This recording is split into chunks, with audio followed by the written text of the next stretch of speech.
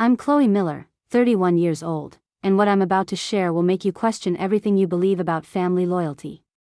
8 months ago, my parents threw my sister and her newborn twins out into a raging storm, all because she got divorced. They saw her failed marriage as an unforgivable disgrace, a stain on our family's perfect reputation.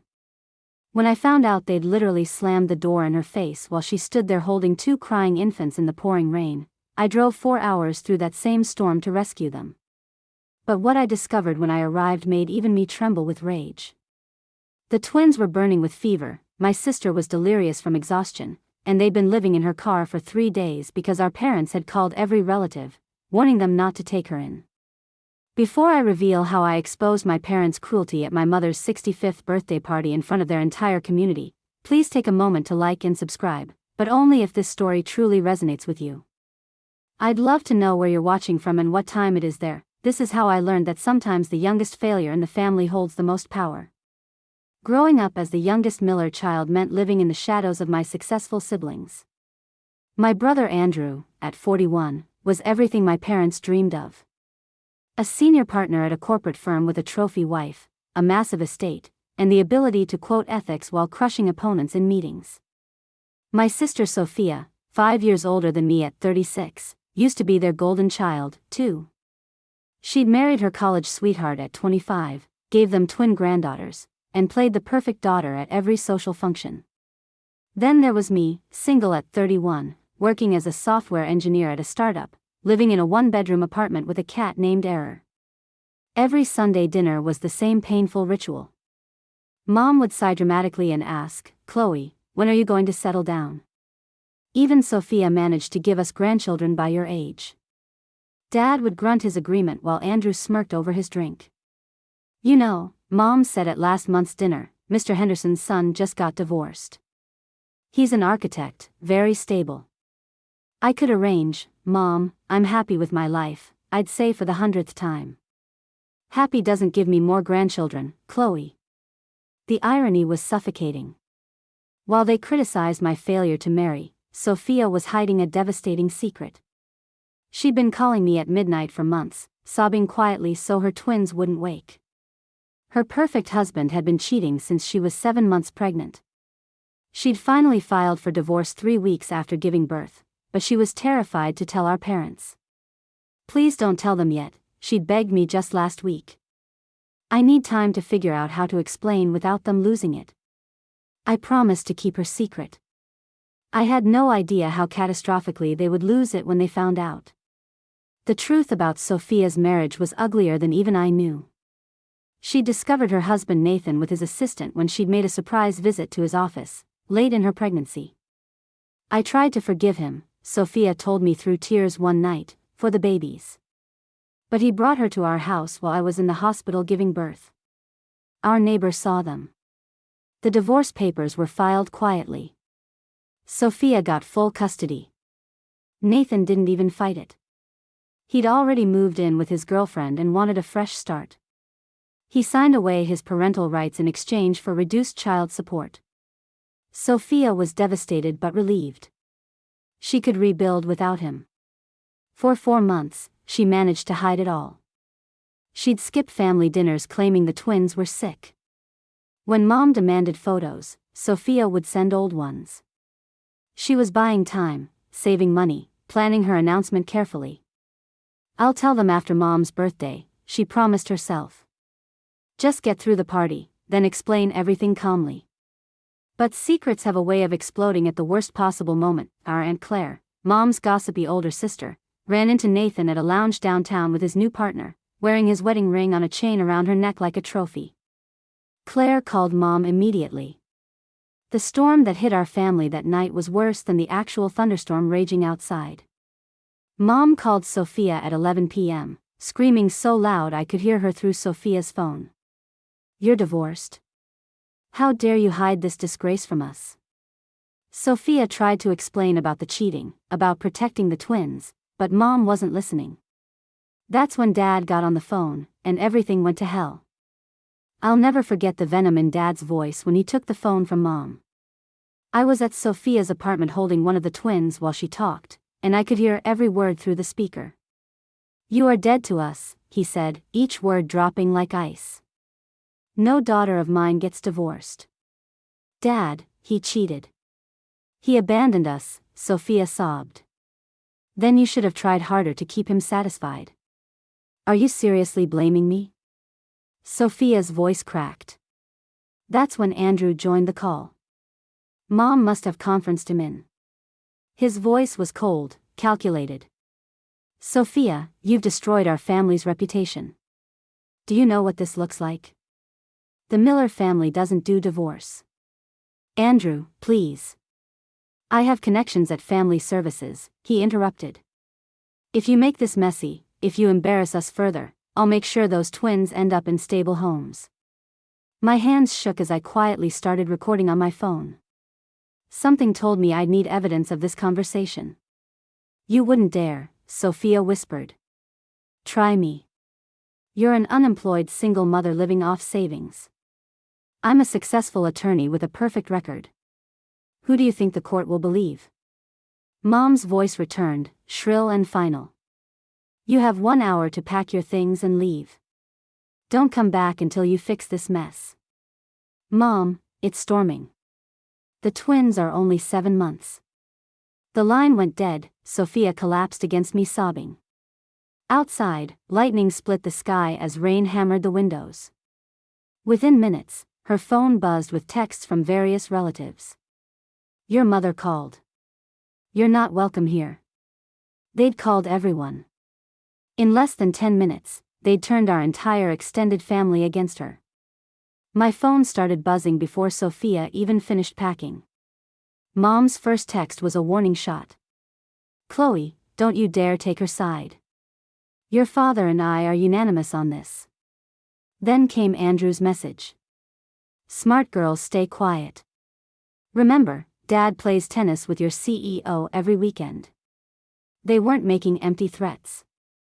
My father had connections throughout Chicago. 30 years of high-level service followed by years in consulting had given him influence everywhere. My job at the startup? Dad had introduced me to the founder. My apartment? The landlord was his former associate. If I helped Sophia, I'd lose everything that I looked at my sister frantically shoving diapers into a bag while her twins wailed in their carriers. She'd already lost her husband, her home, and now her entire family. The rain outside was getting worse. The weather alert on my phone showed flash flood warnings. Where will you go? I asked. I don't know. Maybe a motel? With what money? Nathan cleaned out your joint account, remember? She stopped packing, reality hitting her. My credit cards are maxed from the legal fees. Another text from Mom. Your sister made her choice. Don't make the same mistake. I thought about my comfortable life, my stable job, my nice apartment. All of it could disappear with one phone call from Dad. Then I looked at those babies, my nieces, their little faces red from crying, and something inside me snapped. Family isn't about blood. It's about who shows up when the storm hits. Pack everything important, I told Sophia. We're going to my place. Chloe, no. You'll lose everything. Let me worry about that. I grabbed my phone and typed back to Mom. I need time to think. Give me a few days. I just bought myself some time, but I knew this was far from over. The 4-hour drive to Sophia's old area had been treacherous, but nothing prepared me for what I found. She'd texted that she was in the Target parking lot off Route 20. When I finally spotted her car through the rain, my heart shattered. Sophia was in the back seat, both twins pressed against her chest, using her body heat to keep them warm. The windows were fogged. When I knocked on the window, Sophia looked up with hollow eyes. They have fevers, she whispered, both of them. But the clinic needs insurance cards, and Nathan removed us from his policy last month. I felt for little Ava's forehead, burning hot. Mia was barely crying anymore, just whimpering weakly. Sophia's own face was flushed, her clothes soaked. How long have you been here? Hours? I didn't know where else to go. I pulled out my phone and started recording. Not Sophia, but the scene, the timestamp, the storm, the parking lot, two sick infants abandoned by their grandparents who lived in a luxury estate 15 minutes away. We're going to the ER now. I'll handle the insurance. As I helped Sophia transfer the twins to my car, she kept apologizing. Stop. Just stop. We drove in silence, except for the twins' labored breathing. At every red light, I looked back at them. These innocent babies punished for their mother's sin of escaping an unfaithful marriage. My phone buzzed. Andrew. Mom says you haven't responded. Don't be stupid, Chloe. I turned my phone off completely. Some bridges were meant to burn, the twins were stable after 4 fluids and fever reducers.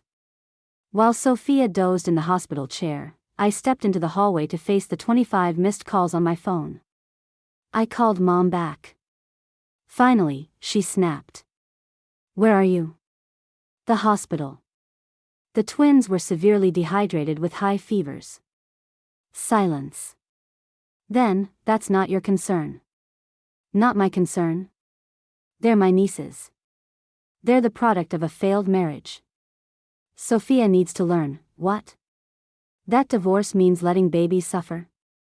Dad's voice came on speaker. You're being dramatic. We gave Sophia a choice. Come home if she fixes her marriage or handle things herself. You can't fix a serial cheater, Dad. Watch your tone. You have 48 hours to decide where your loyalty lies. Sophia and those children or your family. Sophia is family. Not anymore. Choose wisely, Chloe. Your brother tells me you're up for senior engineer. Would be a shame if your CEO heard about your poor judgment. Andrew's voice joined in, smooth as silk. It's simple math, Chloe. Help Sophia and lose everything or be smart and keep your life intact. That's blackmail. It's reality. I've already drafted a custody petition. Unemployed, homeless, Sophia won't stand a chance. You're monsters. We're protecting the Miller name, Mom said, something you clearly don't value. 48 hours, Dad repeated. After that, if you're still harboring her, you're out, too. No job, no apartment, no family. Think about that. They hung up. I stood in that sterile hallway and made a decision. But first, I needed help. I scrolled through my contacts and found her. Maya Garcia, my college friend who'd specialized in family law. Maya, I need your help, and bring your recording equipment. Maya arrived at my apartment early the next morning, legal pad in hand. Play me everything, she said. I showed her the recordings, Dad's threats, Andrew's custody intimidation, the video of Sophia in the parking lot. Maya's expression darkened. Your brother's an idiot, she said finally. Threatening custody while admitting to blackmail? That's coercion. Can we stop him? Better. We can destroy him. She pulled out her laptop. Andrew Miller, right? With Vance and Associates? She typed rapidly, then turned the screen toward me. Your perfect brother has a sealed complaint from 3 years ago. Harassment. The firm paid a fortune to make it go away. How did you? I know the clerk who processed it. She kept copies. Your brother cornered an associate at a holiday event. When she reported it, he tried to get her fired. Sound familiar? My stomach turned. The pattern was clear. Andrew used his power to crush anyone who challenged him. There's more, Maya continued. That custody threat? I can file emergency guardianship papers for you today. As their aunt, with proof of abandonment and these threats, you'd get temporary custody immediately. But my job, my apartment, document everything. If they follow through, that's workplace retaliation and housing discrimination. We'll own them in court. My phone buzzed. A text from an unknown number. A neighbor from my parents' street. Saw what happened that night. Have security footage of them turning Sophia away in the storm. Let me know if you need it. Maya smiled. Perfect. Now, when's the next family gathering? I checked Mom's social media. Her 65th birthday party, this Saturday. 40 guests invited. Public enough. Can you hold out until then? I thought about Sophia sleeping on my couch, the twins finally peaceful. I'll make it work. The invitation arrived by courier Wednesday morning, cream cardstock with gold embossing. Margaret Miller's 65th birthday celebration, the Grand Ballroom at the Grand Plaza. Black tie requested. Sophia saw it first. She still sent you an invitation? It's a power play, I said, reading the handwritten note inside. Chloe, we trust you'll make the right decision by Saturday. Love, Mom. My phone rang. Andrew. Got the invitation? He asked. Just arrived. Good. Mom wants you there, alone. It's your chance to show where you stand. And if Sophia's name comes up, you tell everyone she's traveling, finding herself. Whatever sounds better than divorced. Lying to everyone? Protecting the family image. Dad's boss will be there, the board members, the local leaders. This party matters, Chloe. I understand perfectly. Do you? Because Mom's already told everyone you're bringing someone special. She's hoping you'll announce some good news. Don't disappoint her. After he hung up, Maya called. I found something interesting. Your mom's birthday party? The venue has a presentation system for slideshows. Bluetooth enabled. And? Just saying. Would be a shame if someone accidentally connected to it. Sophia looked up from feeding Mia. Chloe, you can't be thinking, they want me to choose. Fine. I choose. I texted Mom.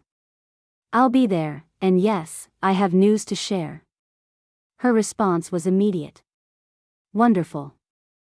I knew you'd come to your senses. Thursday, I got everything ready. The recordings were edited, the videos compiled. Maya prepared the legal documents. The neighbor's security footage was crystal clear, timestamp visible, my parents literally pushing Sophia away as she held both carriers. Friday night, I stood in front of my closet, choosing my outfit carefully. Professional. Respectable. The last thing they'd expect from the family disappointment. Sophia watched nervously. You're really doing this? They wanted a public declaration of loyalty. They're going to get one. If you've ever had to choose between family and doing what's right, please leave a comment below. I want to know, how did you handle it? And if this story is resonating with you, don't forget to subscribe. Because what happened at that birthday party changed everything for our entire family. The truth has a way of coming out, especially when you least expect it. Friday afternoon, Maya called with urgency. Chloe, you need to see this. We met at a coffee shop. She slid a folder across the table. Remember that harassment complaint against Andrew? I dug deeper. Inside were email printouts, bank records, and an affidavit. My stomach churned as I read. The associate hadn't just been harassed. Andrew had offered her $60,000 to sign an NDA and disappear. When she refused, he'd threatened to destroy her career. Look at this email, Maya pointed. He wrote, nobody crosses a Miller and wins. Ask my sister, Sophia. This is from last year. Sophia wasn't even divorced then. No, but she'd confided in Andrew about Nathan's cheating. Want to guess what he told her? I already knew. To keep quiet and endure it. Bingo. He literally wrote, divorce would humiliate the family. Better to suffer in silence than bring shame on the Miller name. The pattern was clear. Andrew had been controlling and silencing women for years, and my parents enabled him. There's more, Maya continued. Your parents' house? I pulled the property records. There's a security system with cloud storage. Every camera feeds to an app on your dad's phone. So he has footage of that night. Of them turning Sophia away. He kept it as insurance, probably to prove she left voluntarily if anyone asked. My mind raced. The neighbor's footage shows the outside, but Dad's would show him actually pushing her. Exactly. The smoking gun is in his pocket. Saturday morning came too quickly. I sat with Maya in my living room, laptops open, organizing our digital arsenal. Every piece of evidence was lined up like bullets in a chamber. The neighbor sent the footage, I said, watching the video. There were my parents at their front door, Sophia pleading in the pouring rain. The timestamp glowed. 11:47 p.m. Dad's hand physically pushing Sophia backward. Mom slamming the door. Maya had compiled Andrew's greatest hits into a single devastating file: the harassment complaint, the hush money, the threatening emails. But the crown jewel was a recording she'd obtained from the former associate herself. "Your brother offered me cash to vanish," the voice said clearly. "When I refused, he said he'd make sure I never worked in this city again. He said his family destroys anyone who crosses them." Sophia walked in with the twins, saw our screens, and paled. "Chloe, this could ruin them." They ruined themselves. But total destruction? Mom and Dad are just traditional. They left your babies to potentially die in a storm, Sophia. She fell silent. I'd made copies of everything on flash drives and uploaded backups to the cloud. If they tried to stop me, it would already be too late. Maya pulled up the venue's website. The Grand Plaza has a 100-inch LED screen in their ballroom. State-of-the-art wireless system. And I'll have remote access from my phone? Already tested it. The manager thinks you're uploading a birthday slideshow, which technically you are. Just not the kind your mom expects. I looked at the time, 2 p.m. The party started at 6 o'clock. "Ready?" Maya asked. I thought about 30 years of being dismissed, overlooked, deemed a disappointment. I've been ready my whole life. The Grand Plaza was exactly what Mom wanted. Opulent, impressive, designed to intimidate. 40 guests were already mingling when I arrived, champagne flutes catching the light. Mom floated toward me in a designer gown. "Chloe, you came alone. Good girl. Wouldn't miss it, Mom." She air-kissed my cheek, whispering, "Several eligible men here tonight. Mr. Patterson's son just made partner." Dad approached, his posture rigid. "Made the right choice, I see." "I always do." Andrew held court near the bar, regaling a board member with some victory. His wife hung on his arm like an accessory, smile frozen in place. I wondered if she knew about the harassment settlements. "Chloe," Aunt Claire bustled over. "Where's Sophia?" I was so hoping to see the twins. Mom's smile tightened. "Sophia's taking some personal time. You know how new mothers can be, overwhelmed." "Oh, but I heard she was traveling." Mom cut in sharply. "Finding herself." The room was perfect for what was coming. The LED screen dominated one wall, currently displaying a slideshow of family photos, all carefully curated to show our perfect Miller family.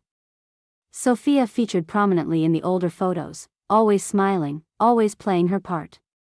Right now, Sophia was at my apartment, feeding the twins formula bought with my credit card because she couldn't afford groceries. "Ladies and gentlemen," Dad called out, tapping his glass. "Thank you for joining us to celebrate Margaret's milestone birthday."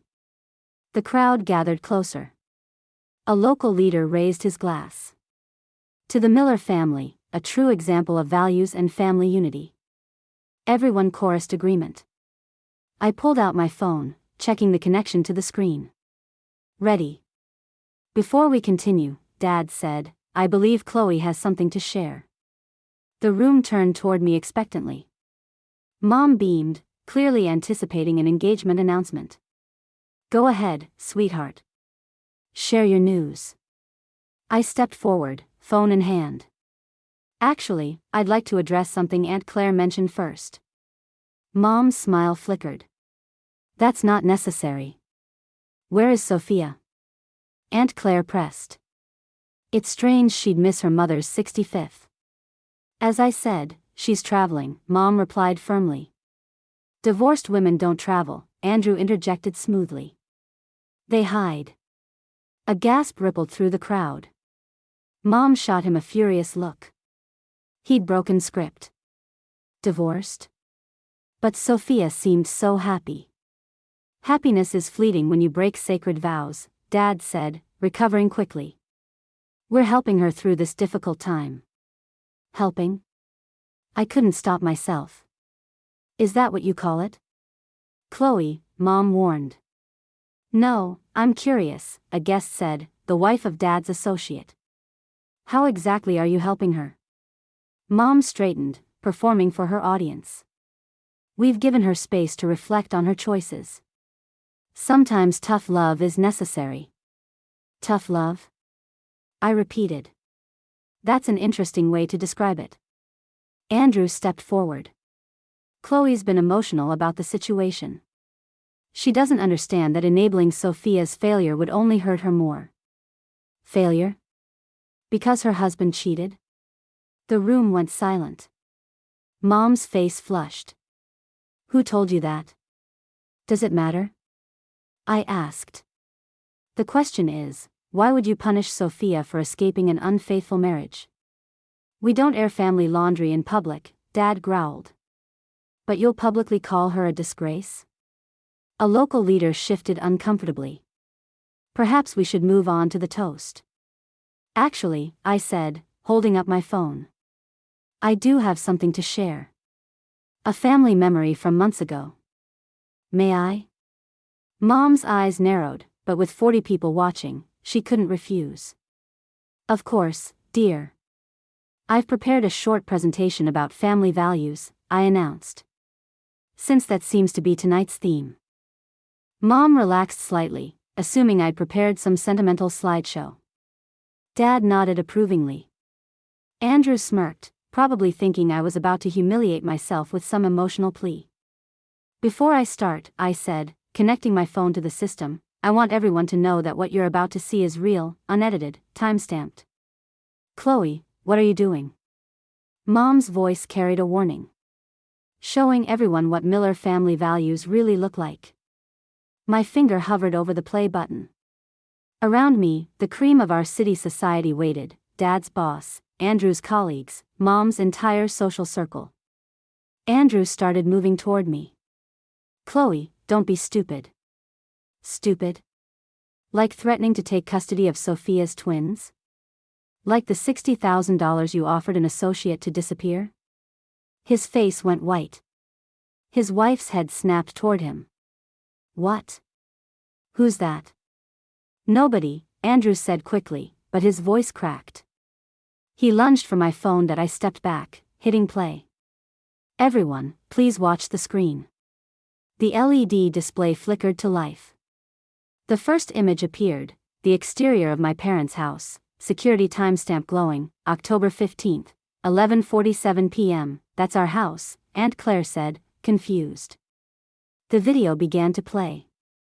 The storm was visible, rain lashing against the camera. Then movement. Sophia approaching the front door, struggling with 2 infant carriers, her hair plastered to her head.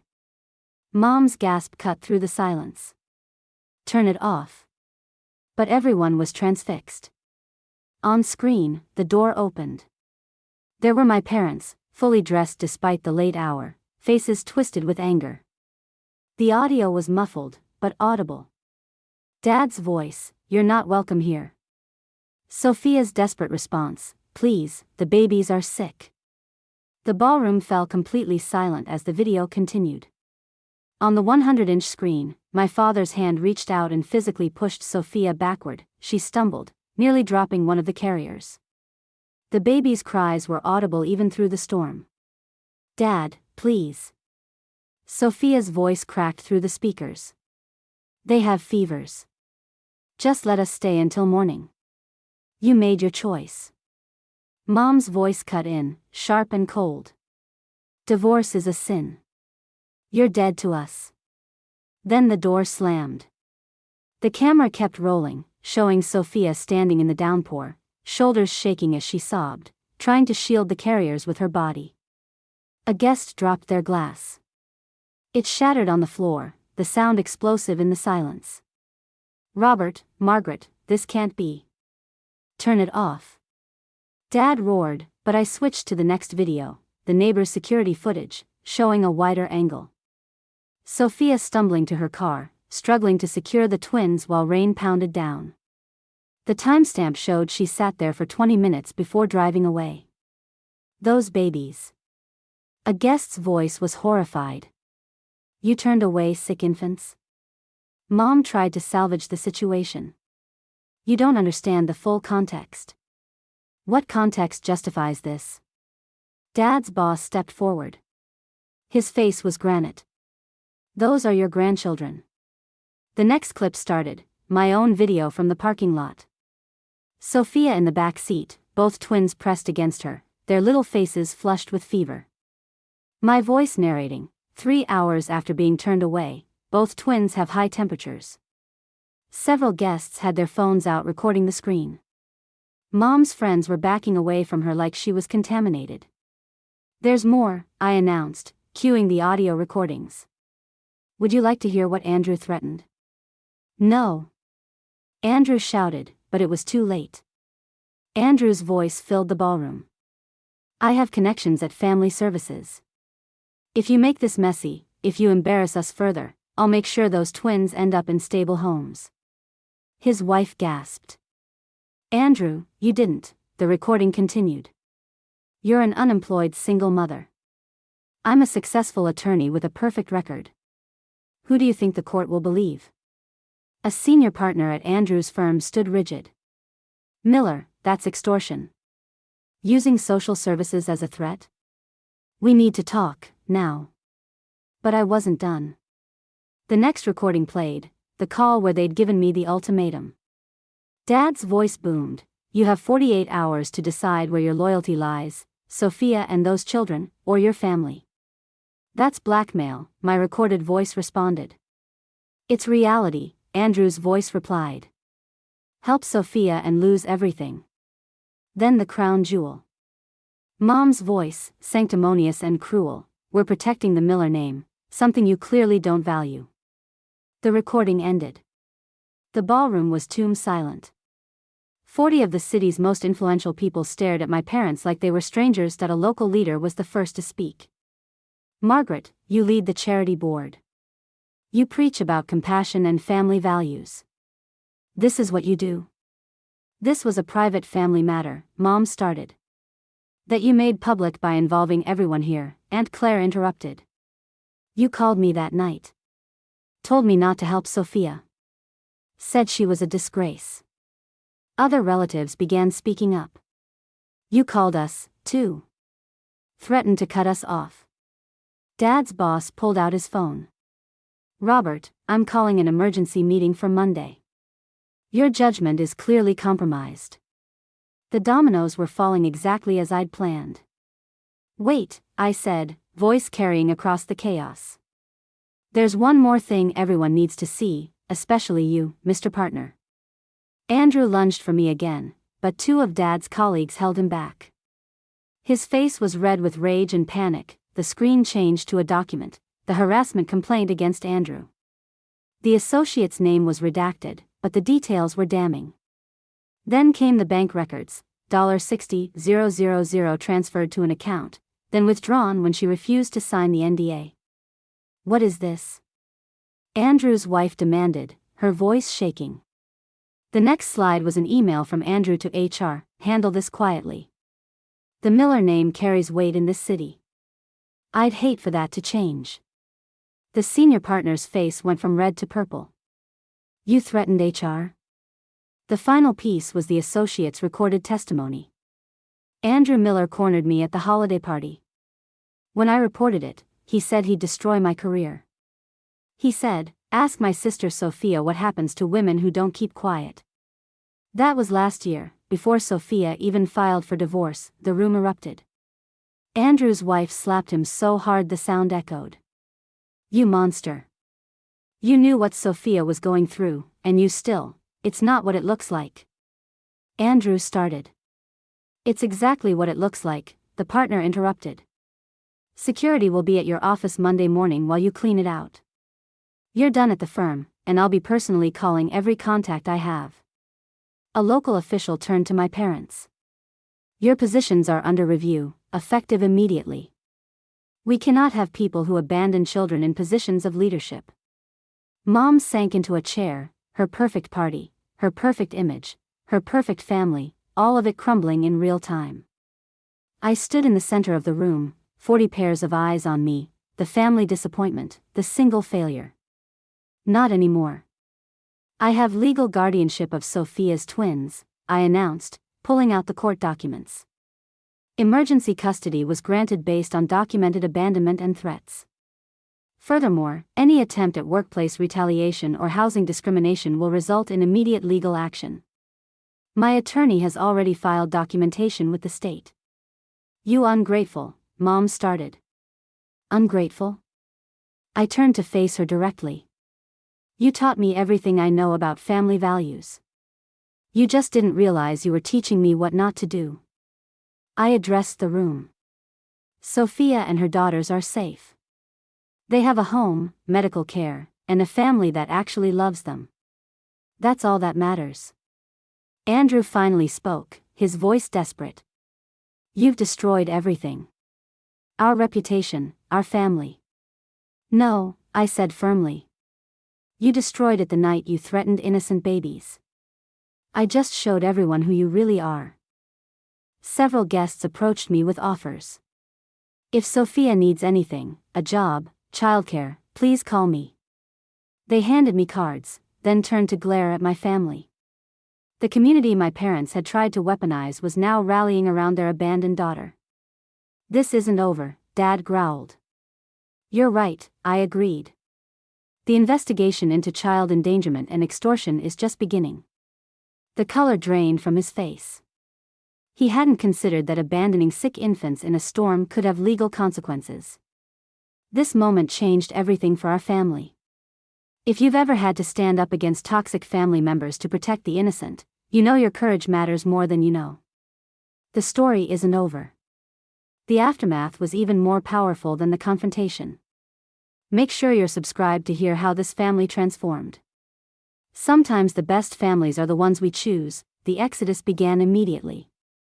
A local leader was the first to leave, pausing only to address my parents. 30 years of friendship, and I never knew who you really were. Dad's colleagues followed, each avoiding eye contact. Dad's boss stopped at the door. Robert, clean out your office by Monday. We can't have someone with your judgment in this firm. Mom's friends huddled in a corner, whispering. Always acted so holy. Poor Sophia. Those precious babies. A board member approached Mom. Margaret, I'll need your resignation by tomorrow. We can't have someone who abandons children leading a family charity. Andrew's wife had moved across the room. Yes, I need a divorce attorney. Tonight. I don't care what it costs. Andrew heard her and tried to approach. Jennifer, please. Don't. She held up her hand. I'm taking the kids. You'll hear from my lawyer. The venue manager appeared. I'm sorry, but we need to close this event.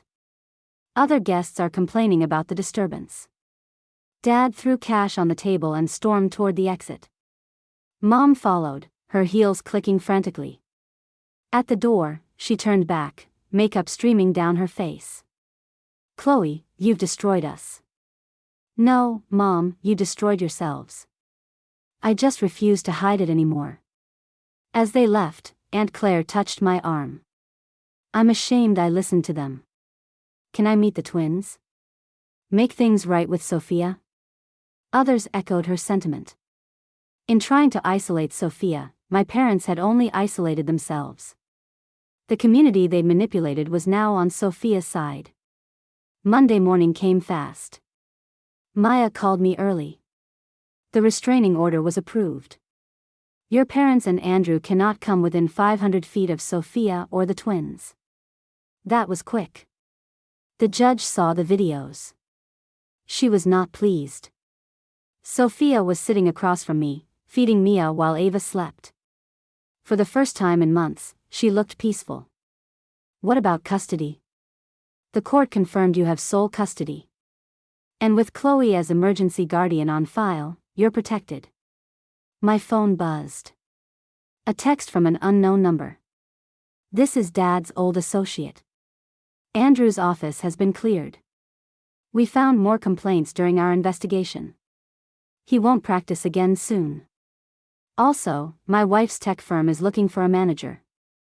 Is Sophia interested? I showed Sophia the message. Her eyes filled with tears. They want to hire me? After everything? Not despite everything, because of it. You survived. That takes strength. Another call came in. Maya put it on speaker. Social services just closed their investigation. They're actually recommending charges against your parents for endangerment. The DA is reviewing. The doorbell rang. It was a courier with an envelope. Inside, a letter from my parents' lawyer. They were offering a settlement, $100,000 to Sophia if we agreed not to pursue charges. Sophia looked at me. That's a lot of money. It's hush money, I said, just like Andrew tried before. Maya took the letter. I'll respond. We decline their offer and will cooperate fully with any investigation. Sophia nodded slowly. Good. Some things matter more than money. Back at the party's aftermath, I gathered my things while the remaining guests dispersed. The grand ballroom that had showcased my mother's pride now felt empty. Several people approached me before leaving, offering pediatrician referrals and legal support. The manager discreetly handed me a flash drive. Security footage of tonight, in case you need it. As I walked toward the exit, Andrew appeared from the shadows. His suit was disheveled. You have no idea what you've done. I know exactly what I've done. I'll sue you for defamation. With what money? Jennifer's lawyer will take everything. And good luck finding an attorney who'll represent you after tonight. He grabbed my arm. You little, security. The manager appeared instantly with 2 guards. Sir, you need to leave. Now. As they escorted Andrew out, he shouted over his shoulder. I walked to my car with my head high. Through the windows, I could see the empty ballroom, the abandoned cake. Mom's perfect 65th birthday party had become the night the Miller family empire fell. My phone lit up with a text from Sophia. The twins are asking for their Aunt Chloe. Hurry home. Home. Not my parents' house, not the family I was born into, but the family I chose. 1 month later, the Miller name meant something entirely different. Dad's forced retirement made the news. Andrew's disbarment hit the journals. Mom's removal from charity boards was whispered about. But in my small apartment, life bloomed. Sophia had started her new job, working remotely so she could be with the twins. She'd even received a signing bonus that covered months of expenses. Andrew's wife called today, Sophia told me over dinner. Jennifer. She wanted to apologize for never speaking up when she suspected something was wrong. What did you say? That I understood. It's hard to fight the Miller machine. Was hard. The twins were thriving. No more fevers, no more nights in cars. Ava had started laughing, a beautiful bubbly sound. Mia was crawling everywhere, exploring her safe new world. My phone rang. Maya. Update. Andrew's been arrested. 3 more women came forward after the party. He's looking at actual jail time. And my parents? The DA is pursuing charges. They'll likely get probation and counseling, but the real punishment is social exile. She was right. Mom's social media had been deleted. Dad's club had suggested he resign. Their church had formally removed them. Oh, and Chloe, Maya added, that startup you work for, their CEO called me, said anyone who stands up like you did is exactly who they want. You're getting promoted to senior engineer, huge raise. I looked at Sophia bouncing Mia while Ava giggled. We'd lost the family we were born into, but found something better, a family built on love, not control. 6 weeks after the party, a letter arrived through Mom's attorney. The handwriting was hers. Chloe and Sophia, I read aloud. We've been attending counseling. Our therapist says we need to acknowledge the harm we caused. We're sorry for the pain. We'd like to discuss reconciliation. Sophia took the letter, read it twice. She doesn't even call them by their names, just the twins. The next day, Dad sent his own message. I realize I let pride cloud my judgment. I want to make amends. I'm willing to attend family therapy.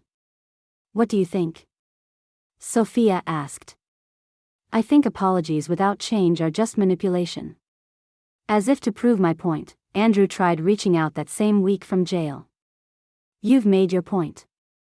The family is destroyed. Happy? Now help me with bail. Blood is blood. Maya laughed when I showed her. He still doesn't get it. He thinks this is about winning, not about protecting Sophia and the babies. We crafted a formal response to all three. Any future contact must go through legal channels.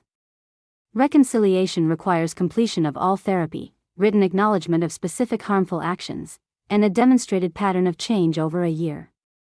Mom's attorney called Maya the next day. They want to negotiate the terms. There's no negotiation, Maya replied. These are the minimum requirements. They can accept them or not. The attorney sighed. They also said to tell you they're struggling financially, socially, emotionally. Consequences tend to be uncomfortable, Maya responded. That's rather the point. 3 months after the birthday party, our apartment had transformed into a real home. Sophia had saved enough for us to move to a townhouse. The twins each had their own room. Sunday mornings became our new tradition. Instead of tense dinners at my parents' house, we had pancake breakfasts with chosen family. Aunt Claire came every week, bringing baby food and endless apologies for not standing up sooner. Family isn't blood, she said one morning. It's who shows up when life gets hard.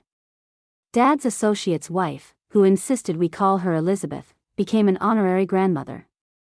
She'd arrive with baby clothes and business advice for Sophia.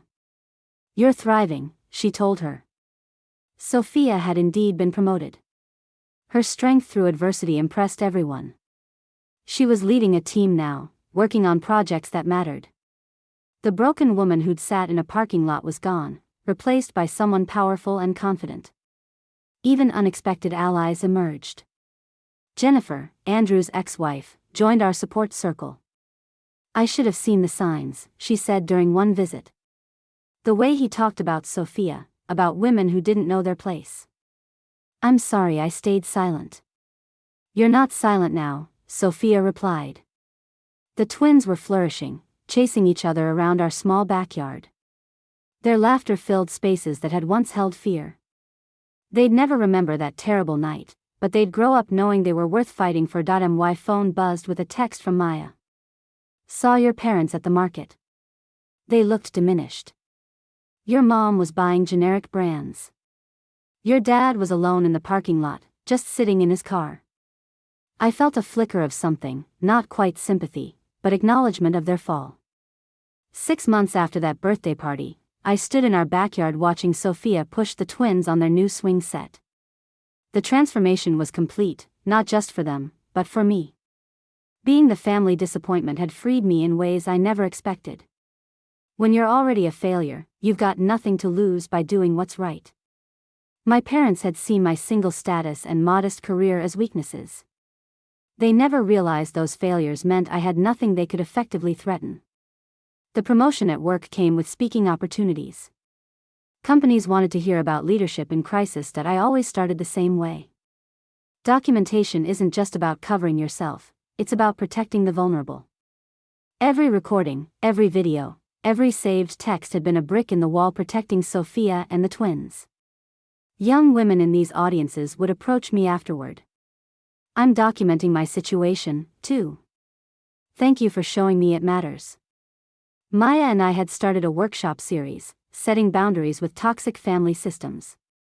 The hunger for these tools was overwhelming. You know what the ironic part is? Sophia said one evening. Mom and Dad raised us to be strong. They just never imagined we'd use that strength against their cruelty. She was right. Every lesson about family honor had taught me to protect family, just not the way they'd intended. Protecting family meant stopping abuse, not enabling it. It meant choosing love over blood. The twins' first birthday was next week. We'd rented a park pavilion, invited our chosen family.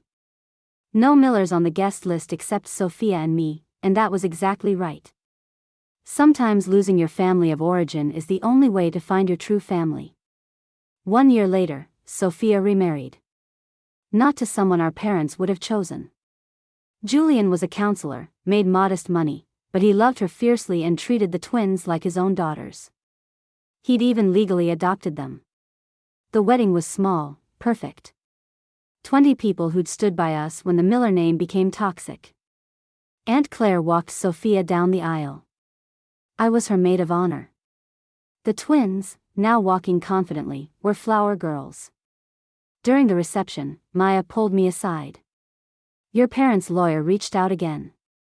They've completed therapy, want to attempt reconciliation. What do you think? I asked. I think people can change, but trust has to be earned, not demanded. We'd consider it, maybe someday, but not today. Today was about celebrating the family we'd built from the ashes of the one that burned us. Julian's speech at the reception was beautiful. They say you can't choose family, but Chloe chose to protect Sophia and the girls when blood relatives wouldn't. That's real family. As I watched Sophia dance with her new husband, the twins giggling as Julian spun them around, I realized something profound. We hadn't lost anything that mattered. We'd gained everything that did. My phone had one unread message from an unknown number. Saw your story online. Gave me courage to leave my toxic family. Thank you. That's why I share this story, not for revenge, but for you, the one trapped between toxic loyalty and self-preservation. Choose yourself. Choose the vulnerable. Choose truth over reputation. You're not alone. Share your story. We're stronger together. Thank you for listening.